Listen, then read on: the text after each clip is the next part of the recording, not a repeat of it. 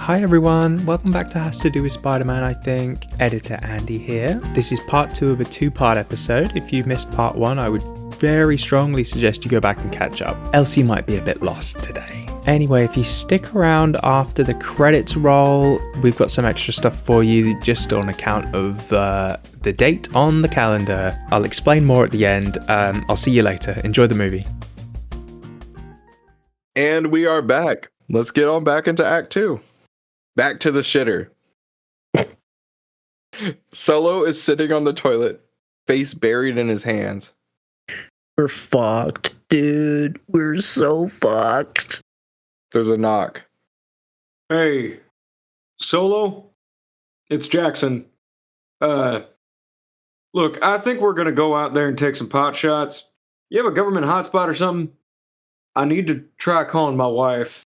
I've been worried sick. A hotspot? Yeah, like surely the phone you have must be connected to some massive kind of satellite out there. Get you a secret signal? No, my phone doesn't get secret signals, dipshit. Hey, I'm just trying to ask a question. You're being very rude. I apologize. Do you want to talk? Solo sits up. Yeah. Come outside. We'll go for a walk. The zoo is amazing. Moments later, Solo and Jackson are out wandering around the place. Look, man, I know you're not a true government agent. How? You're a schlub. I work with schlubs. You smell like a schlub. You teleport in there all freaked out and terrified. I had a guy, his nickname was Ox. That guy. He was the least schlubbiest dude around.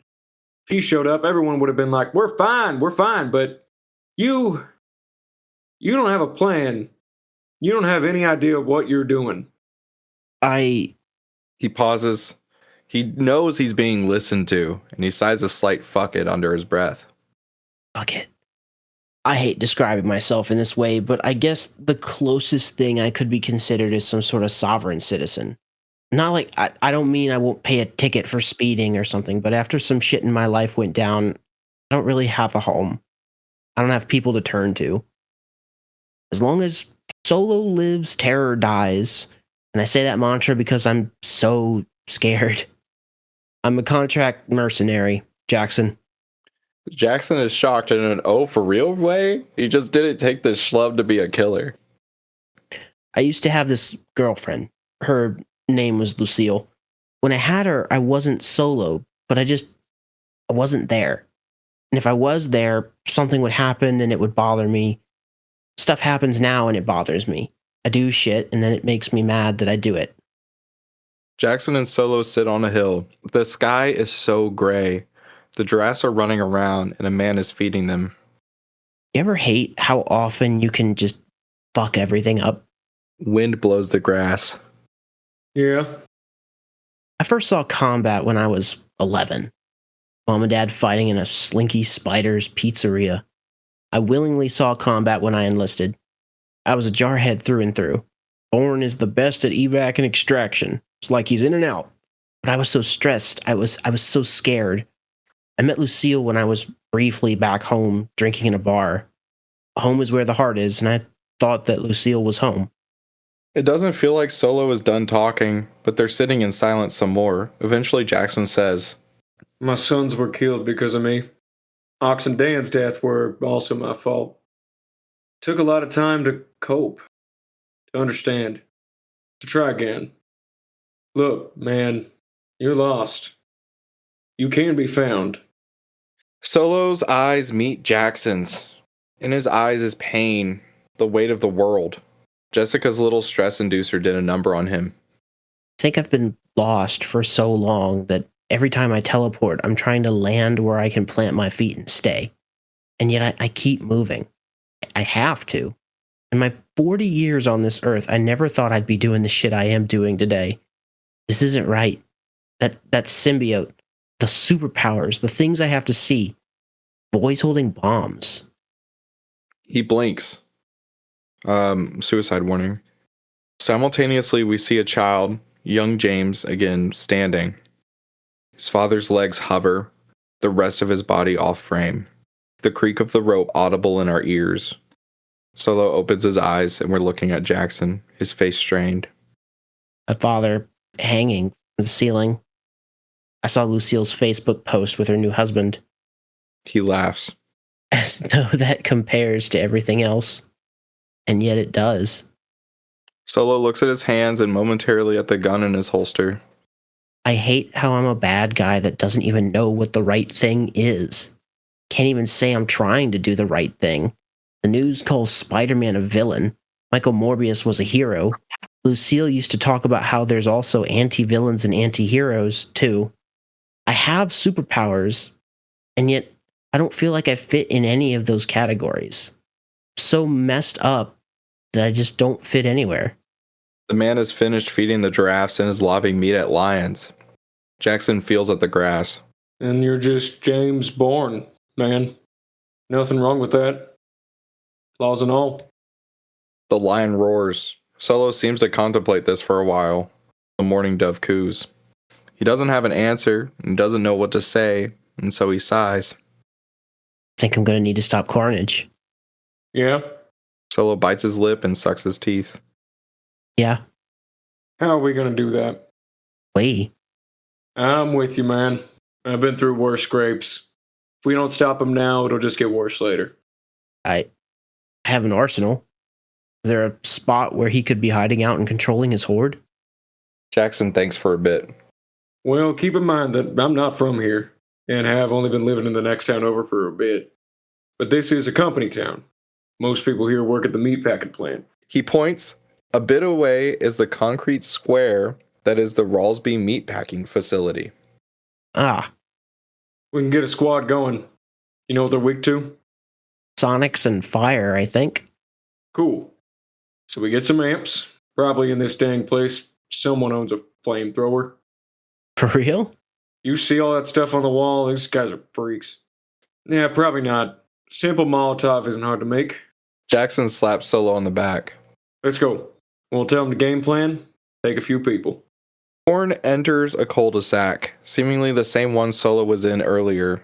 It's as though she's following his same path. A Carnage lunges at her, she shoots the gun and immediately destroys the beast, leaving the host, a woman, knocked out. Once again, Scorn tags her. It's been a while since I've heard from you, Jess. The other guy just dropped some deep shit to this civvy, and I'm not sure if he broke some kind of rule about her operation or not. I just got so distracted. None of that was in the file. You'll find that oftentimes, a file isn't enough to get the full picture of a person. She shoots a group of Carnages, knocks them down, and tags them. Jessica ignores that comment. You're making quick work on all those Carnages. I know. You should have sent me in first.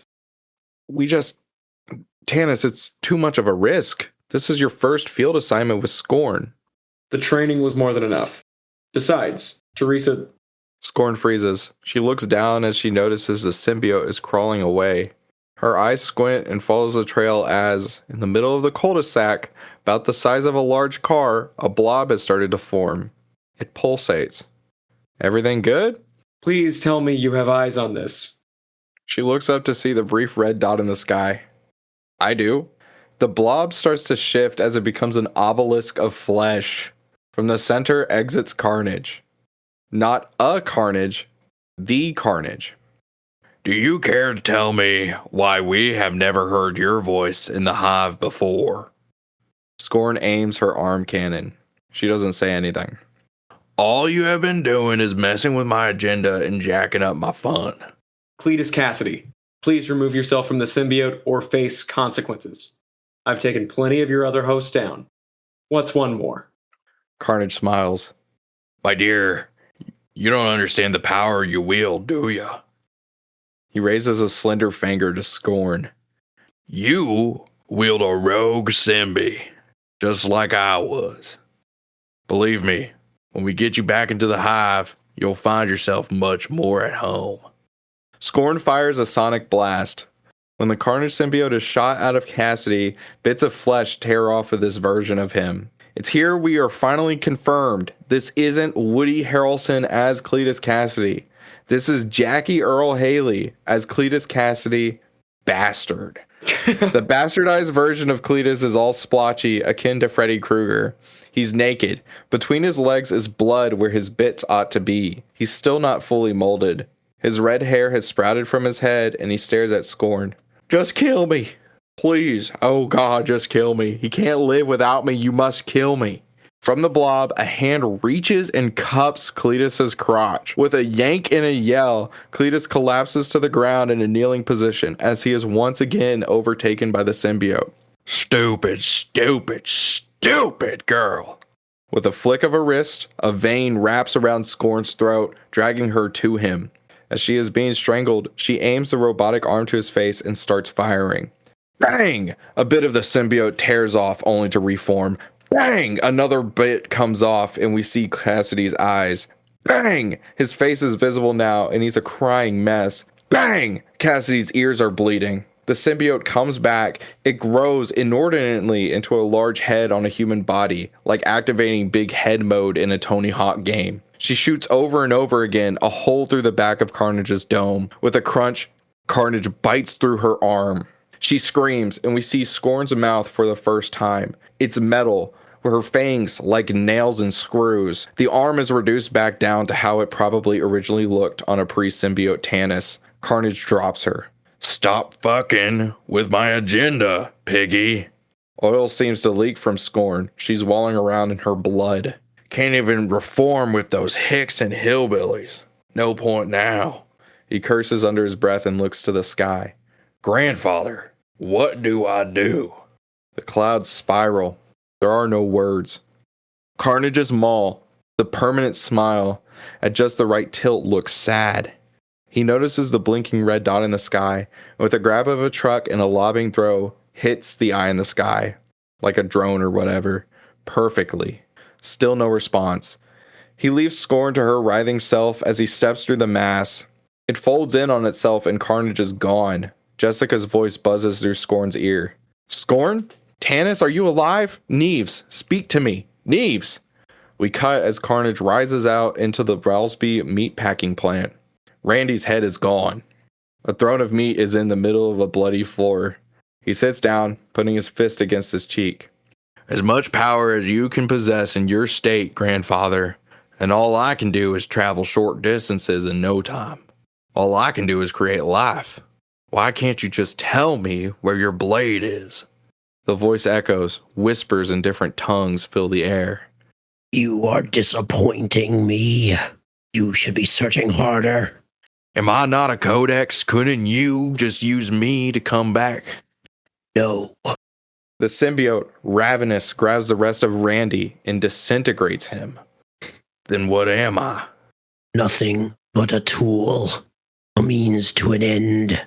My eyes, my ears, my weapon, until I can get your far superior relative. You are not death. You will not be the destroyer of worlds. You are merely my lonely vessel. You didn't save the life of your host. You're making him from scraps of nothing. You're making a love through your memory. You are a fool. Nothing more. Carnage, angered, crushes a bit of the meat throne underneath his claw. Find my blade. Meanwhile, Solo has finished talking about an approximate plan. So we need about 5 of you to help us raid the Ralsby meatpacking plant. There could be nothing, or there could be something. The crowd stare at him. I have teleporting powers. If shit gets bad, I can get us out lickety-split. A citizen whispers to another. Lickety-split? Maybe he is from the government. Okay, you're not coming with me. The guy crosses his arms. Well, I didn't want to go anyway. Good. Actually, now I'm so pissed that I'm coming with you. No, you're not allowed. Why not? It's life or death and I'm volunteering. I could do more shit with these 2 fists than you can with your flamethrower and stupid baseball. Solo covers a round bomb on his belt in embarrassment.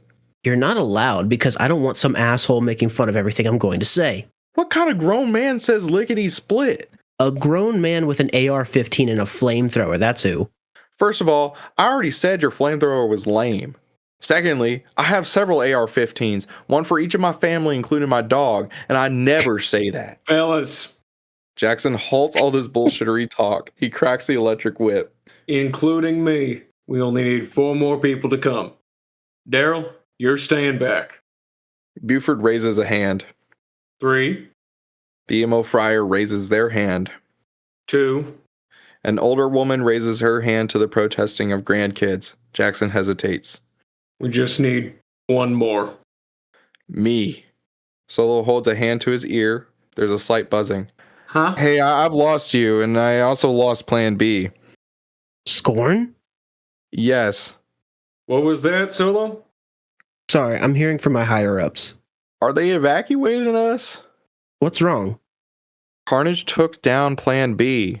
She managed to clean up shop, but that led to a rapid growth of the symbiote. She's still alive, I think. Scorn should keep her stabilized, but this needs to end fast and successfully. We will do a full evac of Doverton upon completion. But No buts, James. Look, I won't be much help. Just figure it out. We can still talk if you want. shit. Everything okay? Solo lies. Yes. Who was the last one? I'm sorry, I missed you. Me.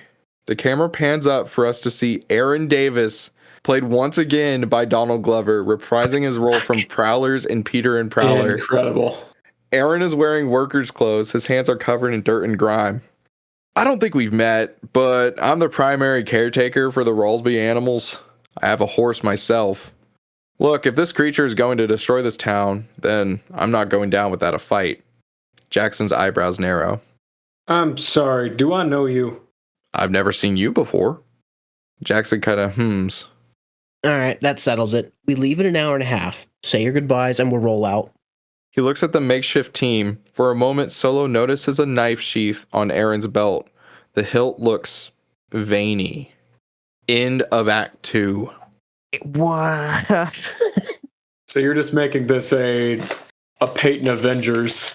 In Avengers, unintentionally, I didn't mean to. It was like, as I was outlining it, I was like, oh shit, Aaron needs to appear. Like, Is Parquois in this too? no. No. Parquois is not in it. I guess it is the Peyton Avengers.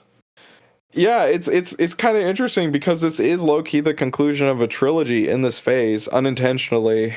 Just featuring, like, you know, Jessica Drew's in this. At least in a voice capacity, and then Aaron is back. Hobie doesn't make a return, and also Aunt May's dead. I guess Uncle Ben could show up. Jessica did mention her uncle, so Yeah, true. 2 points. One, at a certain point in this act, about halfway through, when we took a break, I was nervous that this didn't feel like Solo was the main character, despite him getting the most pathos.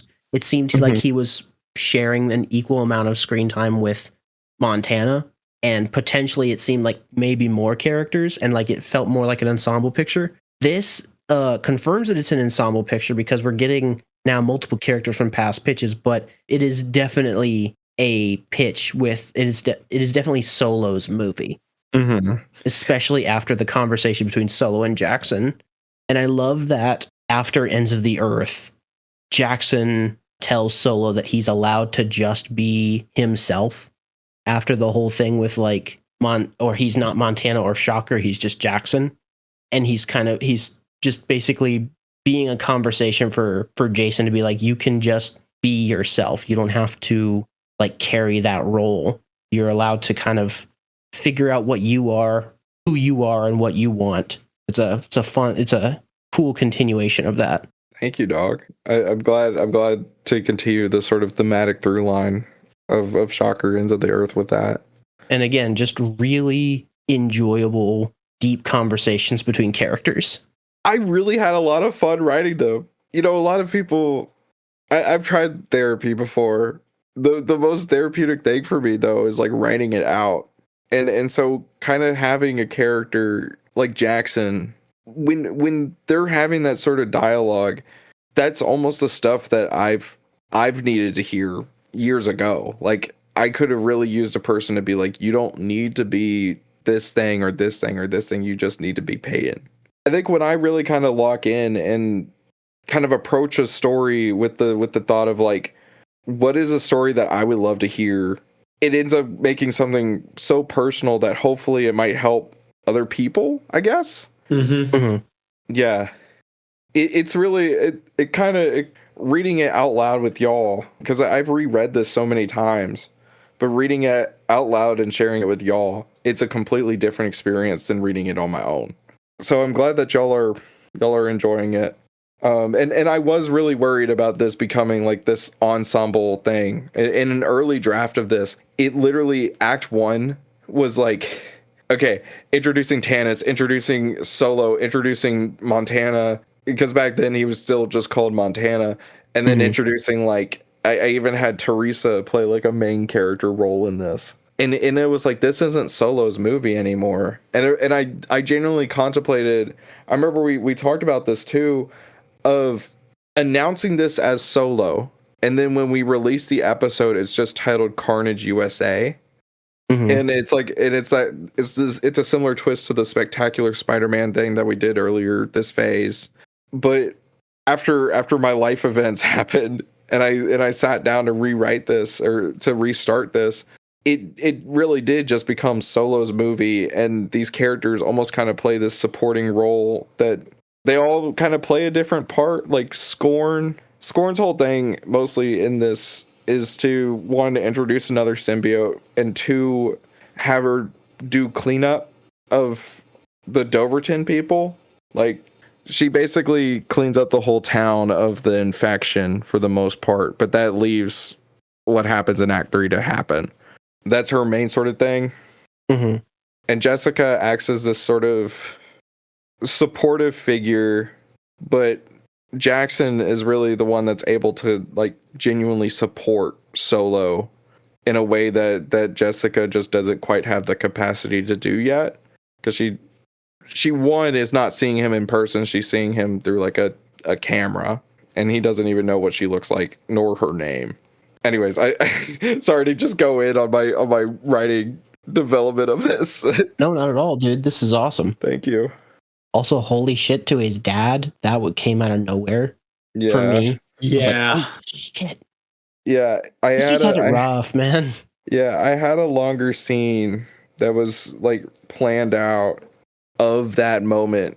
It was him he was gonna come home and he was gonna see that, and because of the confusion of it, because it's so, y'all know this, and I'm willing to talk about this on the pod, I lost my mom to suicide. It wasn't in that garish of a way, but one of the things that I remember feeling in that moment wasn't the stress, it was the confusion of what the hell happened. And so I had written this longer scene that was like, a younger James comes home and he sees his dad dead, and instead of teleporting, he's just so confused by it, he's stuck. Like, because the stress is what activates his teleportation ability. And so it's this complete reversal of it. But as I was trying to write it, I got actually like really upset, and I was like, I can't do this. And so I was like, I'll just have it kind of be like a momentary flashback in that monologue. It's a very heavy scene. And also his mom is dead too, but he didn't really seem to have a connection with her after the Slinky Spider incident. Do y'all have any more thoughts before we enter into Act 3? I think I'm ready to go. This is, I know we constantly say like, this is my favorite pitch from you every time we do a new pitch for that person. This is another level, Peyton. Thank you, man. It shows a lot of improvement. Excellent. Like, it is really, really entertaining. Thank you. I feel like comparing this to Peter and Prowler is like comparing apples and oranges a bit, because it's like they're two very different they're going for two very different things, but it just goes to show that both of them are very strong at what they're going for, and they feel similar in ways, and in other ways they feel totally separate and like individual works that are very much in your style, and also just they stand on their own very well for what they're going for. And again, just it shows. I'm really glad. I just really like this podcast, man. We get to work on stuff, and it like we get to look back and see the improvement, and it's just really cool. It's one of my favorite parts of this podcast for sure. Alrighty. Here's hoping that y'all enjoy Act 3, because Act 3 is actually kind of insane. Let's hop in. Act 3. Scorn stares at the sky. She sees a spiral forming in the clouds. A voice in her head rings. If I save you, he will send his xenophages, and he will kill us. Who? The voice grumbles. I can't tell you. To say his name is to summon him. The clouds form a spiral, as though a tornado ought to form. We cannot make the codex, the voice tells Tanis. But I can slow your heart rate. To do so will send you into a coma, but it will keep you alive. Tanis rolls to her side, as though the voice should be to the right of her. She yelps in pain. It's fine, the voice tells Sleep. her. I love you, Scorn. I love you, Tanis Neves. Her eyes close. The camera lingers on her lying in the middle of the cul-de-sac in a bird's eye view. Keen viewers notice that by one of the houses is a shadowy figure, Noel. It's some sort of projection form, a watchful eye upon yet another one of his descendants. Always watching, always waiting. Real quick, when I was writing that scene, I was inspired by the moment in The Acolyte when they briefly see Darth Plagueis. Incredible. All right. Brother is taking inspiration from The Acolyte. That's so good. That's so funny. We're in yet another flashback. James is in his home. It seems like days worth of rot has occurred. His beard is even worse now. He's lying on his couch, staring at the ceiling. From the ceiling, he teleports and lands face first in the kitchen. Momentarily, he tries to stand up, and yet blinks out again, this time in his room on his bed. He teleports again, and he's in a field somewhere. Teleports one more time back into his house. He's getting angry. He groans and looks at his phone. No text. Come on. He teleports again, now back on the couch. He looks at the images on his phone of him and Lucille. Them on vacation, her hitting it big on the slots. James' eyes have bags under them. His skin dry from where tears had streaked. He opens his messages. Tons of text from him, very little from her. It's all this ridiculous stuff.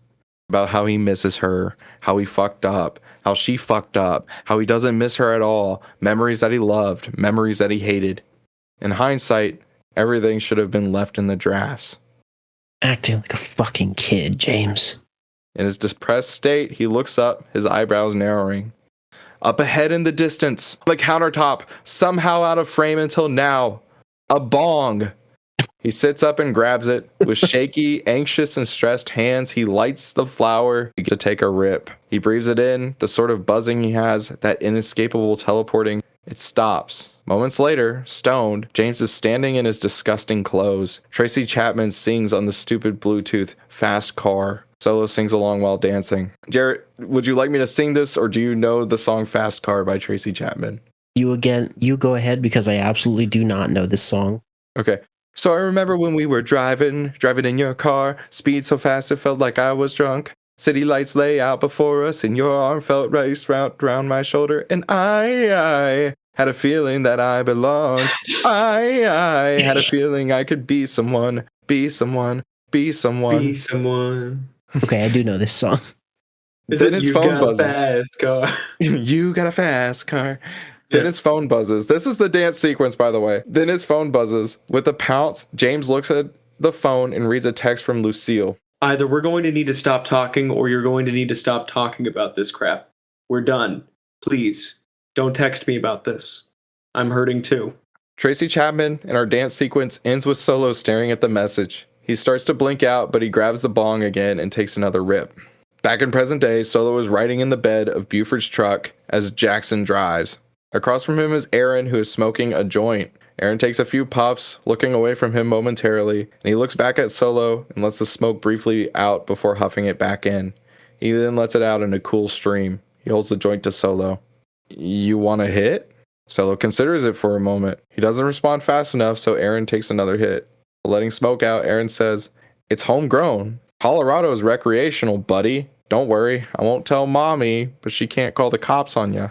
Jessica buzzes in like a concerned mother. "Do not take one puff of pot, young man." Solo shakes his head. Man, I need to stay sober. My powers are activated by stress. Oh, really? Yeah, sometimes they de-stress me, but sometimes it doesn't. You know, you could really use some 4 agreements in your life. When this is done, I'll loan you my copy. Maybe you need to find a way to not stress so much all the time. Then nothing would get done. Aaron considers this. Well, I'm not saying to not be stressed right now. We're facing Carnage, right? Solo's eyebrows narrow. How do you know that's what we're fighting? Are you with Imperium too? Jessica buzzes in. Who are you talking to?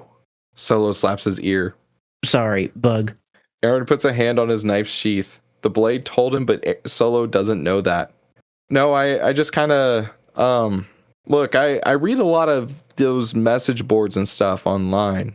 We see from Aaron's point of view as he is looking at Solo that there is a sort of aura around him. The blade speaks. "We are going into certain death, Davis. You must tell him how to destroy the vessel." Everything looks normal now. The rumor is sometimes these symbiotes must have a host, yeah? Well, there's this belief that if the host's bond is so in sync with the symbiote, then the symbiote can work to bring it back to life. Cassidy is dead. How do you know that Cletus Cassidy was the host of Carnage? Aaron huffs a bit of the joint, which has more or less become a roach. He's getting caught in a building lie. "Now you're going to say..." His escape was all over the news as a red tornado. Then he is found dead in a church. Put 2 and 2 together, man. Solo can't really debate that. All right, continue. So let's say the symbiote survived and reconstituted itself enough to form its own host. Well, if we separate this new host from Carnage, then Carnage will wither away. Solo raises his hands in the air. Why the fuck didn't you say this plan before we left? Oh, Jessica buzzes in. Oh, that's a good plan. Much better than what we had. We had nothing planned except running in there with Grandma and the emo French fry master. Look, I didn't think you'd want to hear it. Dude, I don't know if it works. I'm not an expert in this, but it's the most sound idea we've had. Look, if it's any consolation, I'm sure hijacking the intercoms and blasting 21st century schizoid man can still be beneficial, but I would have done Custer by Slipknot. Fuck Slipknot, man. Aaron coughs and tries not to laugh. You don't like Slipknot? 2014 on their Prepare for Hell tour, my girlfriend at the time was moshing out and I got so overwhelmed I teleported a chunk of the crowd on stage.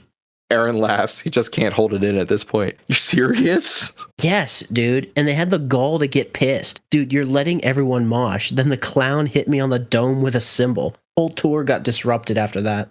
Aaron tilts his head back, laughing. Oh, wow, that's gold. The camera zooms out. They're entering through the Ralsby packing plant. Barely audible, we hear Solo say, "No, yeah, but that plan sounds pretty reasonable. Let's try it." As they step off the truck, Solo summarizes Aaron's idea to Buford, the old lady, the emo friar, and Jackson. There's some initial confusion. Buford is kind of sad that he doesn't get to use his amps. Solo reassures him that yes, the amps can still get used along with hijacking the PA, and Buford is still stoked. "I spent the whole ride making a playlist, man. I have a bit of Creed, some Kula Shaker, Rob Zombie, and Slipknot." Solo looks at Aaron, who stifles a laugh. What about 21st Century Schizoid Man? King Crimson? Nah, man, that song sucks. It's 8 minutes of nothing.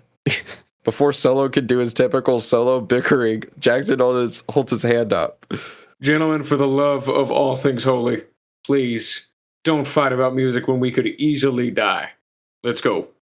Solo picks up his gun, taking the lead. Jackson is behind him, followed by Buford, the old woman, and then Aaron. We're in Aaron's POV again. There's an aura around Jackson that's kind of warm colors. The Annihilablade speaks to Aaron. "Davis, I must confess, I lied. Aaron shuffles a bit as he walks through the doors. The blade continues. I lied because of my creator's influence. His name cannot be said, but so much of this at least in this moment of lucidity, is predicated on the fact that if this bond secures me, then he can invade this planet and others, destroy all life here and across the multiverse. Buford breaks away from the group, stomping loudly upstairs as he heads to the PA system. Your friend Pakwa, the infinite numbers of nieces and nephews, of lovers and enemies, all can be wiped in the blink of an eye if I was to be returned to his hand. They push through a cold part of the plant, meat hanging from hooks. Then they see civilians standing, facing each other in two separate rows. Momentary separation given for the frozen meat. Their teeth are chattering in a corrupted smile. Big smiles. Big happy smiles. Keep your eyes down. Solo looks at one briefly. She looks up, holding a baby. Help us. James, I told you to... James, I told you to keep your eyes down. Solo darts his eyes away. He mumbles a sorry. Aaron is lagging even further behind now. I did this. I told you to volunteer because they'll make for a wonderful distraction. What? His sudden speaking makes Jackson, the old lady, and Solo turn around. Aaron is frozen stiff. They'll be easy fodder as we run away. You can open another portal, hop another dimension, and another, and another. This is my home. You alright, Aaron? Aaron grabs the knife and pulls it out. Jackson's shocker glove charges. This is a symbiote.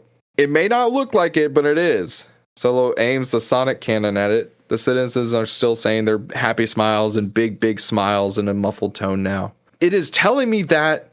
You can't.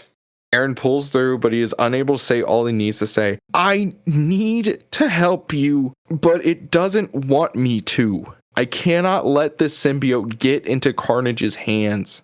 So that's why you knew about the shit with Carnage? Was it a Reddit thread or something? Quit talking. I can't say anymore. The PA turns on. Jackson looks up, mouthing a damn it. We don't have time for this. We're running behind. Come on. Buford speaks over the PA system. Oh, Big Red, this is a special one for you, you bastard. The gang runs to the best of their ability. Sadly, the old lady is left behind. Music cue. Frick. Music cue. Raise Your Glass by Pink. As this fun song plays, right, turn out the lights, we're gonna lose. Solo et al. Run through plastic sheets and nearly slip on blood until they eventually find the throne room, which is oddly quiet. Carnage sits in that typical way villains sit on thrones. Like if you've seen the pictures of like Dr. Doom, for instance. Legs sprawled out, hands in a sort of clasped together contemplative mode, and he's smiling. I like the music. Solo, shocked, looks back at Jackson. Oh, don't act so shocked. I hail from a multi-dimensional hive mind. I may be a red-blooded redneck, but a hive mind makes you pretty damn intelligent. Even still, it doesn't take a genius to know that if you're sensitive to sound, then remove all the speakers in your throne room. Raise Your Glass finishes and Duality by Slipknot starts playing. Solo looks down. Frickin' Slipknot. Fuck. Carnage stands up. So, let's see. He points at the emo friar. Of all the people of this town, you bring the McDonald's worker that brings a Gur backpack to school. He looks at Jackson, a nearly geriatric wannabe cowboy with nothing to show except his electric whip and glove, and turns to Aaron. Oh, someone that actually has something I want. That blade. Did it tell you to turn away? Aaron nods.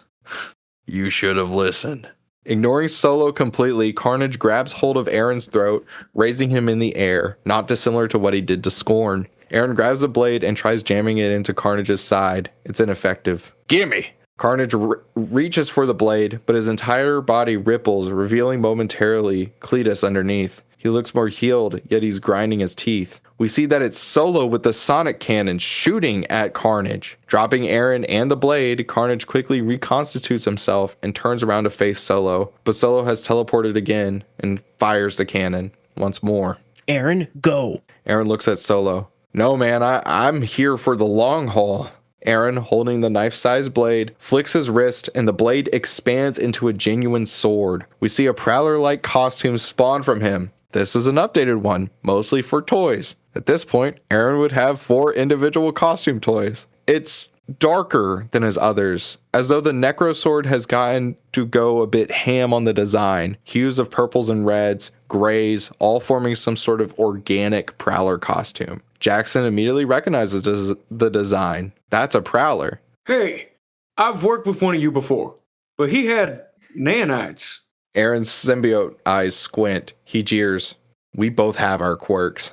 Aaron starts to attack Carnage with the blade. Last time we saw this blade in action, it had imploded Morlun the vampire. However, that was when it was imbued with the Cosmic Spider-Woman's abilities. Now, the All-Black merely acts as a funky sword and powerful symbiote. He cuts into Carnage as Carnage tries to fight back. Jackson, using his shocker weapons and whip, zaps Carnage several times, making the symbiote all ripply and wobbly. But with a tug, Carnage makes Jackson collapse. He pushes Aaron back. Solo teleports around, stressed and scared. He continues to fire and the symbiote keeps getting peeled back, and eventually Carnage stands still, motionless. It's like Solo is strafing in a video game, acting like he can't get hit. Then, he teleports to the wrong spot. Carnage grabs him by the throat. Duality has ended and some other rock song plays. With his free hand, he grabs the back of Solo's neck and holds him in the air, applying pressure. Solo struggling to breathe. I decided to ignore you, pest, but you have played your game long enough. Overweight, slovenly pig, piggy pig, McFatty. It's like Carnage is looking at us now, the audience. I mean, of all the people to send, the girl couldn't stop me. None of this crack team could stop me. But let's try extra whipped cream doomsday prepper with the superpower equivalent of ADD, huh? Twinkle two toes, all you're missing is the tutu. Jackson and the rest of the group try to attack him, but Carnage sweeps them all back with the whack tornado arm shit he could do in Venom Let There Be Carnage. The emo's leg snaps. He's screaming. Stay back. Everyone gets their turn to die. I just need to savor this one's demise. Say, how did you get that teleporting power? Carnage leans in towards Solo, who is wincing. Tears leaking from his eyes, snot flowing from his nose. Carnage's mouth is against his ear, and the long tongue of the symbiote begins to root around in his head. Solo looks like he's getting a lobotomy. Jackson vomits. Aaron prepares to attack, and yet the All-Black refuses to let him move. Wait. Tongue still in Solo's ear, Carnage starts to laugh. And speaking through Solo, you can kind of see a little bit of Carnage's tongue in, like, up above Solo's tongue. Carnage says, but Solo will read. Oh, so not only does he look like a loser, he is a loser. Tell me if you've heard this one before. Man wants to kill himself. He sees all this death and destruction and thinks, I can't do this. Mommy hates him. Daddy hangs himself in the trailer park's living room. Too stupid for college. Weird mutant powers. They call the boy Hit It and Quit It the first time he has sex. Got so scared he teleports away. Jackson tries to get himself together, but the sight is so gross. He looks away as he says, Stop it. No, I'm not done. Hecklers at the Laugh Factory are no fun. Don't make me do this kind of crowd work on you next. Solo's eyes are twitching. Carnage continues. So he enlists in the military, thinks if I'm going to kill myself, might as well do it for my country. Yet he does not die. A cockroach. He comes home, falls in love. Still, he has this rolling suicide note in his head. He's planning it every damn day. And yet he's so scared, terrified even, he can't just bring the pistol to his dome and shoot himself. He continues contract work, anti-terrorism bullshit. One man's terrorist is another's freedom fighter. But whoever offers him the most risky mission that could get him killed, he does. She sees he's a fucked up, impossible mess, so she leaves him. Man dives into his work so deeply, the suicide note just starts to say over and over and over again. He removes his tongue from Solo's ear. He says the words Solo has said the whole movie. As long as Solo lives, terror dies. Solo's mind fucked. He's staring at everyone. The tendons in his neck start to pop. Funny how the opposite must be true. Terror lives when Solo dies. Solo coughs some blood, and he struggles to say one last quip. You're nothing but an asshole, you Slim Jim wannabe. Carnage chuckles. Oh, James Bourne, that's not your catchphrase. It's not as fun when I say it. Every superhero needs a catchphrase, and you coined the perfect one for your sad, miserable, devastating life. Come on, say it. Blood spatters with each word. As long as Solo lives. Carnage smiles a wide grin. Terror dies. There's a click and a beep. Carnage looks down. There's a Raimi-esque zoom on an Oscorp miniature gliding bomb, which resembles a pumpkin, but just not painted like one. It's that same bomb from earlier, the one the kid wanted and the one Daryl called a baseball. It's embedded in his skin. Solo had it in his arsenal, and it beeps a few times and then explodes. Carnage screams, his body igniting in flames, shedding to momentarily reveal the bastardized Cletus Cassidy underneath. Sometime later, everything is black as everyone tries to get themselves together. Oh no, is he dead? Footsteps. It's Buford speaking now. Hey, how was my rock show? Who's the naked guy?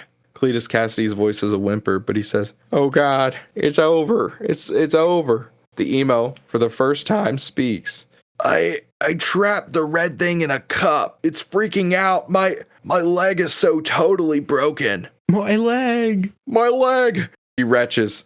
A voice. Jessica Drew's. Everyone back up, please, please. The footsteps louder now. Jessica's shoes squeak against the linoleum. Oh goodness, James, I'm so sorry. Lighter footsteps follow, and there's a slither sound. It's scorn seemingly recovered between these last two scenes. He's alive, but we need to get him out of here. Do we need to? No, cat's out of the bag. It would be impossible to clean this up properly. Where's Aaron? Who are you? Some light shuffling. Shoot, he must have ran off. We really could have used him. She pauses. Jackson Bryce? Solo's eyes flicker open. We see Jessica's suited leg and shoes. She's wearing a straight up black suit. Yeah? Oh, I'm not sure if you remember me, but I ran around with my cousin, Peter Parker, at Feast. You worked there, right? Jackson feigns recognition. Yeah. How are you? Good. Wow, small world. Look at this. There's a click and a flash. The screen goes black again. Look, you don't remember me. You don't remember this interaction. I was never here. You do sadly remember all of this other stuff. Aliens just exist now, and one attacked a small town, but you and several others saved the day. You feel like a hero, and you remember Solo. The emo starts to make some sort of protest as there's the sound of a zip, as though there's a better containment unit was used on the Carnage symbiote. The same flash sound effect is heard, and she says a similar spiel. I was never here, you don't remember me, you saved the day. She repeats this to Buford. Tanis, can you pick him up? If you can, please do it. Let's just go. I didn't know this job wasn't just work from home. In the House, in a Heartbeat by John Murphy, a song from 28 Days Later and subsequent movies starts playing. Yes, 28 Days Later is a Sony franchise. Text on the screen. 28 Days Later. It does the same phasing thing as it does in the movie. Somehow. James Bourne wakes up in an empty hospital room in a gown. He teleports, falling on his ass outside of the room, the tube removed and blood spurting everywhere. Oh, shit. Oh, damn it. He wanders through the hospital wing, stumbling, holding his bleeding arm as a trail of blood drips against the white floor. Hello? Anybody here? He seems completely alone. There aren't any windows in this hospital, but he sees a door, and he steps through the door and freezes. What the hell is that? We see what has Solo so confused. It's a group of annelids, these worm-looking creatures. They're all wearing doctor's vests, drinking coffee.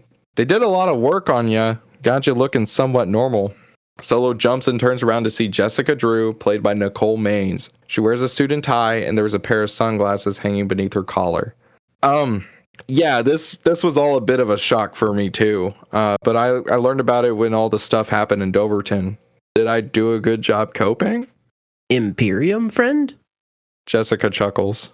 Yeah, sure. Call me Jessica. James, you've gotten to kind of be important around here. Follow me. They leave the coffee room and go down an elevator. It opens to a familiar symbiote containment room seen in Venom: The Last Dance. What is this place? It's one of several bases. We managed to stabilize you in a hospital near Doverton, then flew you to this one based in New York City. She points at one of the vials, a red swirling symbiote forming a spiral. It's locked behind the case. That's Carnage. He's been stuck in this spiral shape since we secured him, and we think it may be connected to, I can't quite tell you, quite yet, but I don't even know how to properly explain it. Come on, there's some people that want to meet you. She walks Solo into the lobby. There's a statue of a figure, oldish, wearing sunglasses. On the plaque reads, "Imagine what you'll know tomorrow." He was one of their best, and I love the quote. She looks at Solo. If you haven't gathered what the world has known since 2018, aliens are real. People with external mutations are real. But there's a group that, for a long, long time, were trying to keep it a secret. Rick. They had saved the world time and time again, interacted with extraterrestrial life all the time. A voice from above. Solo looks up. It's cocky and all-knowing. We're called the Men in Black. We see the face to the voice. It's Will Smith reprising his role as Agent J or James Edwards from Men in Black 1 through 3. He walks down the stairs and is face to face with Solo. James Bourne, Solo, we really appreciate you doing our dirty work. Can't really do that much anymore. Another voice, a British woman's. Much to my chagrin. We see that it's Tessa Thompson's Molly or Agent M from Men in Black International. I've been wanting to do some field work for years. Don't we all? He turns to look back at James. Now, as Jessica was so kindly explaining, the Men in Black had to go semi-public. And by semi-public, I mean every government entity knows about us. We still aim to, how do you say it? Don't stand out in any way, leave no lasting memory with anyone we encounter. We want to stay a rumor, James. But now we're a rumor with some credibility. Hence, Imperium. We keep watch of all extraterrestrial entities, including one we noticed a bit before I was hired. A big monitor in this lobby area pulls up space. Stars cloud the sky, but there's a black orb. I don't see anything. I'm sorry, my mind is still fuzzy. That orb. It zooms in. The symbiotes call it Clintar. It's a prison for an entity that they refuse to name. And we're keeping watch for a breakout, which is where you come in, Solo. James looks back. I'm not going to space. All the agents of the Imperium office snicker. No, we're not sending you to space. He shows Solo a picture. It's of Aaron Davis. We need you to find the friend that helped you in the battle against Carnage. We heard reports all over the nation of a gentleman riding a horse that can stick to walls. CCTV footage of Aaron riding his horse through New Orleans, Louisiana. The footage comes from security cameras off of 21 Jump Street. You son of a... We need you to bring him back to us. We need you to get him on our team. Solo shakes his head. He's not my friend, but also, why do you need him? The camera zooms in on Agent J. That sword is the only thing that can keep this entity locked up. He doesn't know it, but he's playing Warden. Solo looks back at Jessica, who's texting something on her phone. She pauses and looks up. Huh? Oh, sorry, was just figuring dinner. If you say no, we wipe your memory and leave you in front of your ex's home. She will kick you in the balls, I imagine. Choice is yours. Solo gulps. I'll do it. End of the movie. What? You motherfucker. What the fuck is happening? The Men in Black is a Marvel property. And I retconned Imperium as being the front face of the Men in Black after aliens were exposed to be real in Venom 2018. I've been having a slight aneurysm this whole scene. I was tweaking the fuck out. So we can't have S.H.I.E.L.D. The reason why this happened is we can't have S.H.I.E.L.D. Jessica Drew is an agent of S.H.I.E.L.D. And it's like one of her fundamental characteristics, even in the 1610 universe. And so I was like, well, she could be a agent of Imperium, but then like there's nothing about Imperium in the comic books. Like that's just a thing made up for the Venom franchise, which is hilarious. So I was like, Sony owns the Men in Black. They haven't done anything with this fucking franchise since like what, 2019 or whatever, 2018, 2019. So. Why not just fold them into the SPUM? Because they're a Sony Pictures Universe of Marvel movies property. Absolutely nuts. They're a Sony property that was based off of an old Marvel comic book. Fuck. They count. God damn it, they count. And Men in Black International came out a year after the first Venom. It was 2019. That's crazy. So is the implication... Okay. Men in Black is the first movie in the Sony Spider-Man universe? To be clear, just to make completely clear, all four Men in Black films are canon. Now, I'm not sure if we want to consider 2 and 3 to be canon. Why would we make 1 canon and not 2 and 3?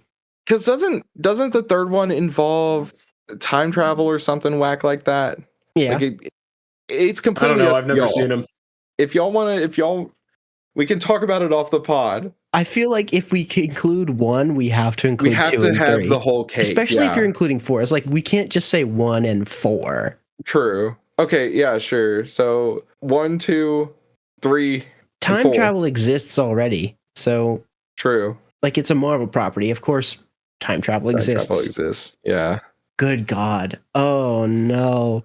This is What the frick was that about 21 Jump Street? Yeah, that one I'm confused on. It's just a minor reference. It doesn't. Yeah, I know. Which is another Sony property, right? Yeah. Don't start. Because there was rumors of a 21 Jump Street crossover at some point that never Crossover happened. with Men in Black. Yes, it never happened. This is such a left field pull. Still, I kind of love it. really good pitch. Thank you. Loved it. Very, very good. The final confrontation with Chekhov's belt bomb or whatever. Chekhov's grenade. Chekhov's grenade. That makes Chekhov's sense. space grenade. Where did the grenade come from again? I forget where he said he got it. He said a Grinch-looking motherfucker gave it to him, which is like That's Jackal, right? It's Oh possibly no, Green Goblin. Yeah, it's probably Green Goblin of sorts. It's probably Norman Osborn doing a freak little face, and he's thinking about the Grinch as in like Jim Carrey, like doing the Grinch face. And so Norman probably gave him the grenade a long time ago, at least knowing who Solo is somehow. He's like, hey, I like what you do. Test out this experimental piece of equipment that could possibly get you killed. Don't spend it all in one place. Yeah. Grinch looking motherfucker, and it's not the furry green guy that we have established. Yeah, it's like him doing the Jim Carrey face. It probably could have been rephrased better. But yeah, so it's a goblin bomb. But it doesn't have the typical goblin bomb painting stuff of like orange and whatever. It still has the green glow. But yeah, it's like one of those Raimi-esque goblin bombs. A Jacko bomb. A Jacko bomb. We do have a mid-credits and a post-credits. Let's do it. I'm so ready. Okay. Mid-credit scene. Cletus Cassidy's eyes flutter open. He pops his neck, looking around. He groans. It's as though he fell asleep in one nightmare and woke up in another. First time getting milked. Cletus looks to his left. It's Carlton Drake, last seen in Dr. Octopus, but also 2018's Venom. He's played by Riz Ahmed. He's bearded now, looking like he's gone a bit mad in captivity. What? Getting milked. You're being milked. Cletus looks to his right, seeing 6 empty vessels. He looks up to see an IV draining some red-like fluid, but the fluid is rolling out of him like a spiral. He looks back at Carlton. A gray spiral is rolling out of him. Peyton, I'm just going to say I don't like the sound effects that are being made by Carlton Drake in this next dialogue bit. Oh, we know. We know. I warned him about this. Cletus grumbles, Loki sounding like Rorschach. Who's milking me? As Carlton speaks, he pauses on occasion to moan a little as he is milked more of the spiral thing being drawn from him. He keeps pausing when he speaks, letting more get milked from him. Oh, you're new here. Yeah. It's the whole thing. They thought I died. I must admit, I've been alone for so long. Getting milked. But I thought I'd be the only one getting milked forever. Can we stop calling it getting milked? Originally, that's the shit. They were milking me to create a new symbiote. Who's they? Oh. Carlton looks Cletus up and down. You're not a yuppie. Where the hell am I? You're an Oscorp, buddy. 8 or so basements below the basement. And it's rude to interrupt a story, you know. I was being milked because I'm still attached to a dormant symbiote. They wanted to make symbiote weapons, but then, well, R&D. Sometimes ideas just fall apart. It's business for you. Cletus starts yelling. Is there anyone else here? I don't want to be milked. You hear me? I don't want to be milked. Oh, yeah, he's already at the yelling and nobody stage. So, where was I? One day they wake me up and say I'm being moved elsewhere for a different form of harvesting. And well, now I'm here. Been here for months or days, years maybe. Perhaps a week even. Another voice enters the area. 197 days, 14 hours, 30 minutes, 17, 18, 19 seconds. Cletus looks down now. We see who he's looking at. It's Miles Warren, the Jackal, played once again by Hugh Grant. Next to him is a freak. Like, a freak. It's this thing with 6 arms, 2 legs crawling around, looking like Spider-Man in a Spider-Man costume. He has fangs and a ton of eyes within the 2 spider visors. This is Doppelganger. It doesn't make much noise besides groans and whimpers, animalistic in nature. He's voiced by Sean Gunn, bringing a bit of Weasel from the Suicide Squad energy to him.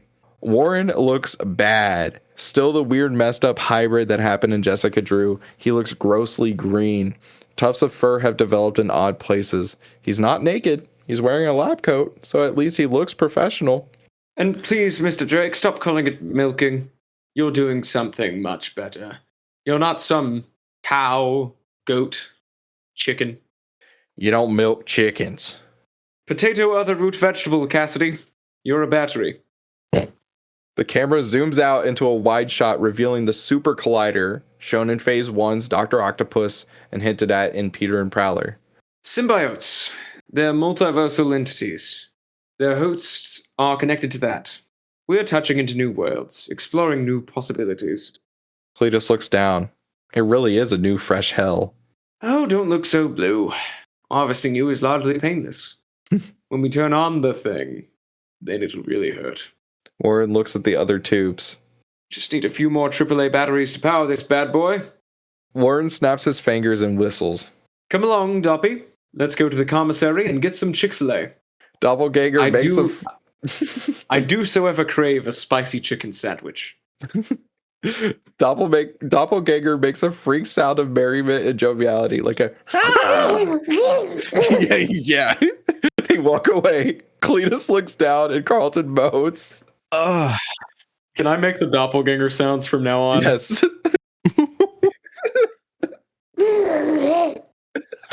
What the fuck? Every time they say Chick-fil-A, I get so hungry. They open one down in this basement just for him. It's absurd. Cletus watches Warren leave. So help me God. I'm going to cut that bastard up limb from limb, and then I'm going to do the same thing to Norman Osborn. Then I'm going to shuffle them around, and no one will be able to figure out whose parts belong to who. Well, Norman Osborn is a white man, and he's a green furry. I hate this. It's the principle.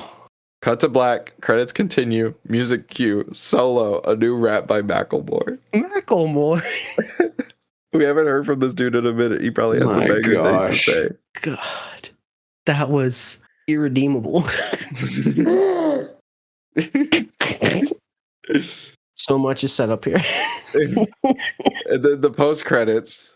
Months later, this is going to be weird because it's just going to be me talking to myself for a bit, so y'all just relax. Go for it. Months later, Buford Hollis drives a large semi down the interstate. Music cue, Eastbound and Down by Jerry Reed. The GPS is directed to New York City. He's humming along. That isn't even eastbound, nor down. He's going north and up. A thud atop his truck. He looks up. What the shit? He turns the music down. 4 thuds repeatedly as there's a sound walking towards the back of the semi. He turns on his hazards and pulls over. He hops out of the truck and walks to the back, opening the door. Inside is a horse, wearing a Spider-Man mask. It's standing upside down. There's a hole in the ceiling of the truck. Hey, buddy, are you fine with a hitchhiker?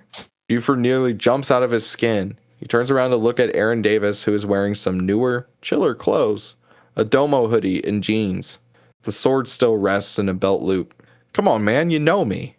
Buford narrows his eyebrows. Didn't you work for the zoo? Yeah, we stopped Carnage together. Oh, yeah, I stopped that creature, but I can't quite remember how. Aaron looks in the truck again. Widow is still upside down. So, can I come with? Sure. Say, is that your horse? Yeah, he's a bit zesty. Widow runs around in circles upside down. That's one way to put it. Full end of the movie. Okay. That was Solo, everybody. I'm just amazed. Amazed, baffled. I feel like I'm so glad that we broke up our conversation after the first and second act and in the middle of Act 2, because all I can think about now is what the fuck do you mean the Men in Black are in this are in the universe, and Carlton and Cletus are being milked by Osborn. The constant repetition of milked is something.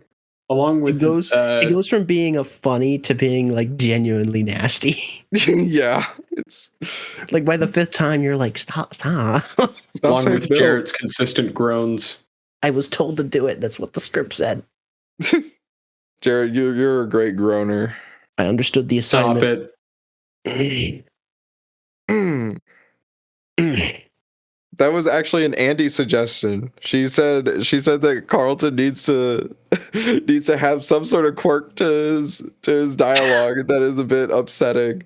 And I was like, I think moaning is pretty upsetting. Did you tell her that he would be saying milked and groaning? Yes. Okay. Yes. What was her response? Just kind of like, that's so fucking funny. brings a new meaning to Riz Ahmed. It does not. It does this not. This is not Riz material. Peyton, great work. This Thank was you. a phenomenal pitch. I know that it takes a total turn after that final battle. I'm so curious how this is setting up anything. We've talked a little bit about how we want to set up Lethal Protectors 2, and you guys won't hear that planning episode until after the episode is out, but yeah, that was recorded a few days ago. Y'all didn't know anything about the Men in Black twist. I still kept that on the DL. No, we did not know that. That was all new. Some of this is load bearing, and other parts are blindsided me. So, does that bring us to the end? Indeed, it does. Y'all, thank you so much for listening to the Has to Do with Spider-Man, I Think podcast. We hope that you enjoyed this episode and that it wasn't too upsetting, stressful, or jarring. We've been going for over 4 hours. Yeah. We've been going for over 3 hours. You guys were in the call like an hour before I got in here. True. Yeah, over 3 hours. Peyton was in here still before a while. us. Mm-hmm. This was a really fun episode to write and record. As always, a special thanks to Jonah for running our wiki, and special thanks to Andy for editing our podcasts and getting to listen to the whack stuff that we say all the time. As always, oh yeah, and also special thanks to Dylan Roth for the intro music and outro music. As always, be sure to follow us on Blue Sky, YouTube, and any other place that you get podcatchers. We're trying to get 100 subscribers on YouTube, and we just recently reached 100 followers on Instagram. So thank you so much for spreading the word and sharing with your friends. We also have a Patreon for $5 a month. You get a special role on the Discord and also a bonus pod in addition to main episodes, in which we might talk a little bit more about this podcast or really anything that we're reading or talking about, and even a snippet to the next episode, which will be Kane by Noah. There will be a guest episode between this and that, but it'll be Kane by Noah is the next episode. Currently don't have anything on the docket after this episode goes up between this and Kane, so we'll see if we end up just taking a longer break or if we have one in between. But as of now, we do not have one scheduled. Sure. Oh, Peyton, something just occurred to me real quick. Uh-huh. No. So the end of the post-credit scene, where they're kind of hooked up to the machines being milked, you could say that they were being harvested. And that Cletus, he was really, really sad about the whole thing. Could even say blue. Yeah. Do you think that this is somehow related to its working title being Blue Harvest? Yeah. No. There's even a line from Miles Warren in that scene where he says, "Oh, don't look so blue, ... harvesting you is largely painless." I wondered. You see, We didn't really go over that. I think that is the working title. I do have just. See, we just kind of rolled hate. over that line, and Jarrett didn't feel the correct amount of pain. Right. So I just We love needed you, to make sure Jarrett. that we were returning. Well, I wasn't the one that read it, so it did It didn't hit you as completely hard. go over my head. We love you, Jarrett. Okay. I- Bestest I'm friend. gonna be I love riding this- Kane. I love the pod. Alrighty. And with that, thank you so much for listening. Bye-bye. Thanks, guys. We'll see you in Bye. 2 weeks.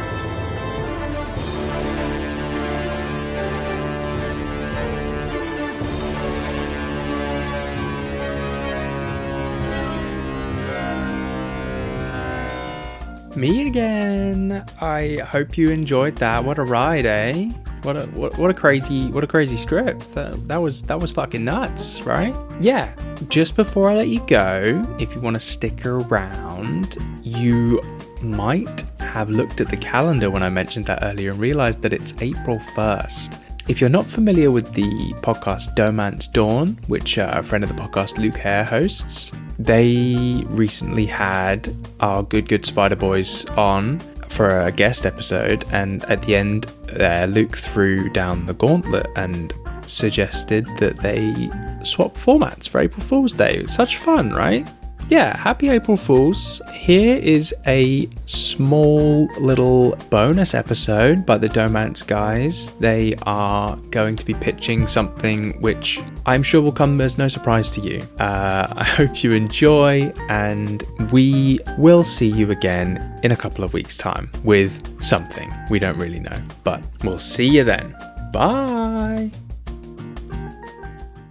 Hello there, true believers. I am Luke, he, him, sometimes say them. You may recognize my voice from the Sticks and Stone episode, and I'm here with my co-host from Domance Dawn, Janine. Hello, my name's Janine Joliet. My pronouns are she, they, and I don't have a third thing to say. If you didn't listen to our crossover episode on Domance Dawn with the hosts of this podcast, you did not know that we both got cursed by the Etsy witch and had to swap shows. Unfortunately for you all, April 1st is the day that this second half of Solo has released. But if you go over to our side, you can hear the good old Spum Boys talking about a Chainsaw Man and Family Guy crossover. But we have been tasked with a momentous responsibility. That way, both of our shows will no longer be cursed. Janine, do you know what that is? What is that, Luke? We have been asked to bring into context a much-loved and very obscure Spider-Man character. Maybe much-loved is the wrong term here. You see, Spider-Man's Tangled Web launched in June 2001 after Joe Quesada and Axel Alonso took over as the heads of Marvel, and that pair, who were both comic creators themselves, ended up bringing in a bunch of their comic creator friends to do a bunch of one-offs and short arcs, focusing on Spider-Man characters for this specific series.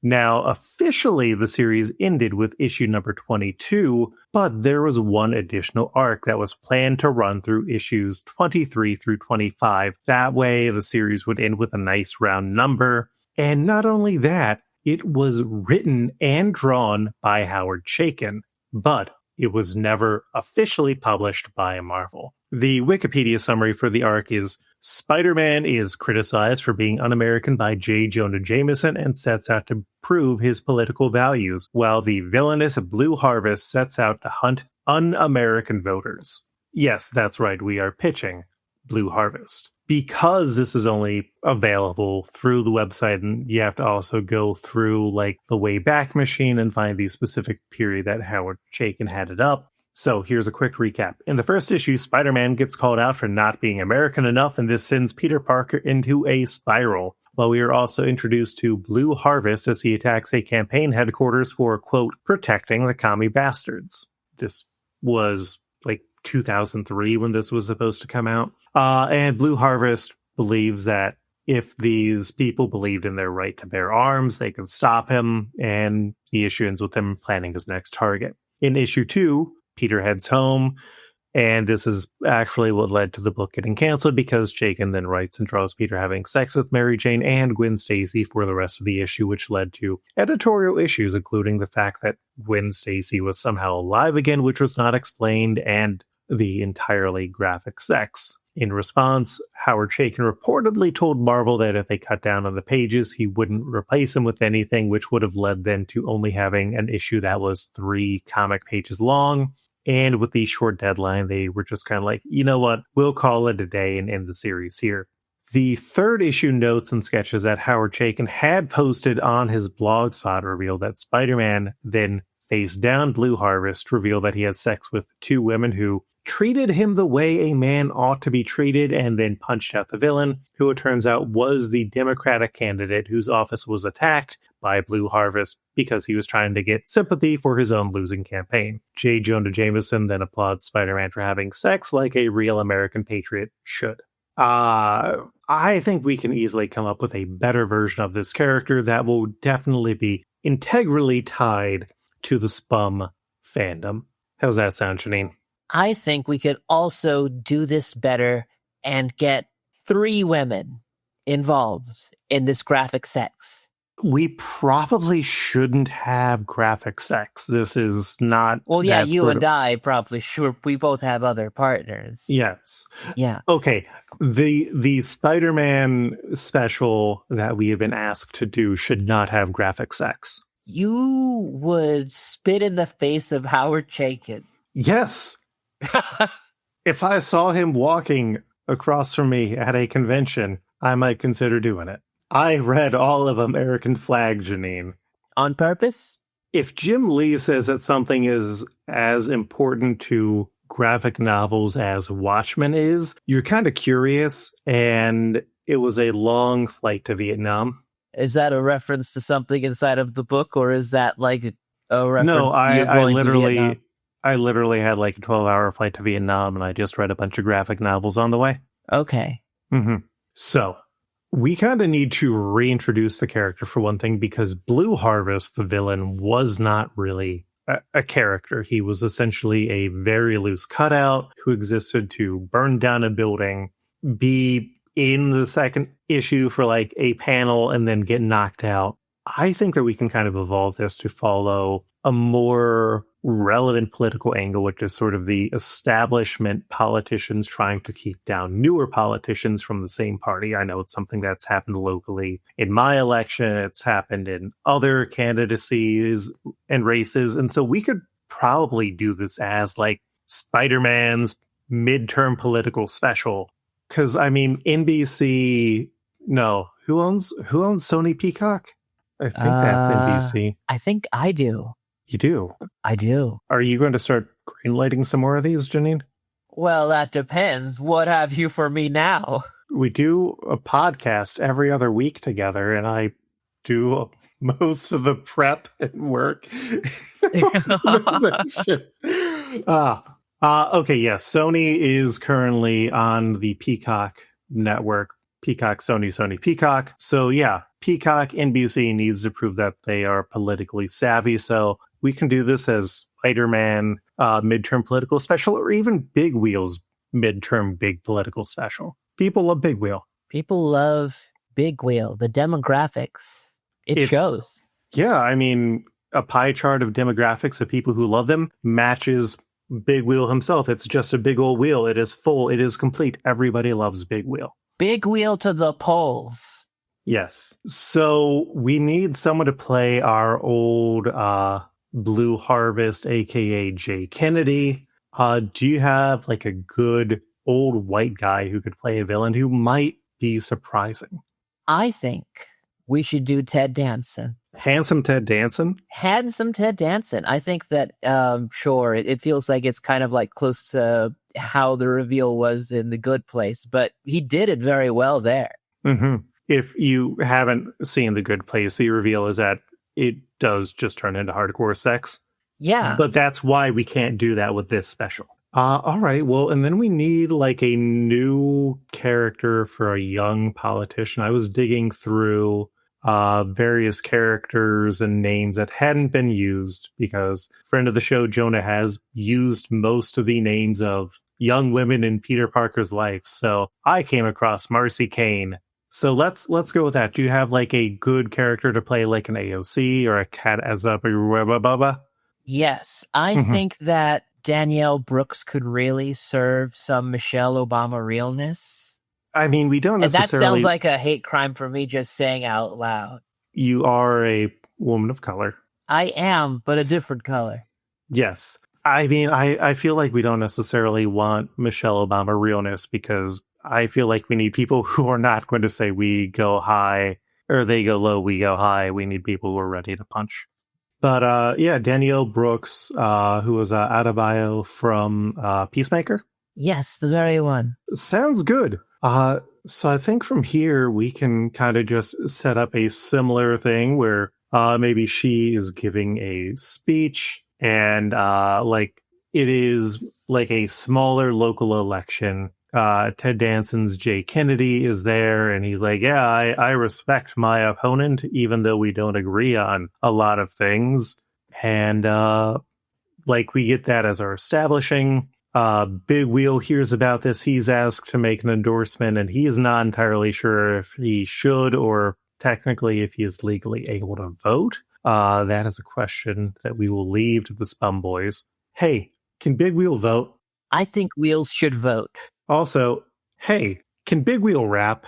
Yo, Big Wheel rap. We're asking questions here. And then we get a scene later on where Marcy Kane's campaign headquarters has been destroyed. We get a shot of the villain Blue Harvest, and Big Wheel tries to go after him. Meanwhile, we get to see like some other signs of what Marcy Kane's campaign has been doing to help people in the city in the meantime. And then, because we have to keep this to like 30 minutes or so, that way we get some public funding money for it, they catch Blue Harvest, and turns out that, oh yeah, no, it's Jay Kennedy again, and he was doing this because he is afraid of competition, and he really likes the house that he gets to live in because he's a politician, and he likes getting free meals and all that sort of stuff. And then we get like a Big Wheel turns to the stage and says, politicians, huh? If you don't like this guy, go and vote. And then we get the NBC bum, bum, bum, the more you know. I mean, that sounds simple enough. Yeah, I think so too. I think it's very good, very well wrapped up. You could be able to have the tagline Blue Lives Matter. Everyone would love it. No, we cannot have that tagline for so many reasons. Blue Harvest Lives Matter, Janine. Blue Harvest Lives Matter. Except that Blue Harvest is our villain. I don't think we want that phrase connected with this special either. You know what? I think we've got enough to satisfy the Etsy witch. We'll let the witch decide. The witch, I think, will be fine with this. We've got to go back to Domance Dawn to talk about another One Piece movie where an animal becomes king.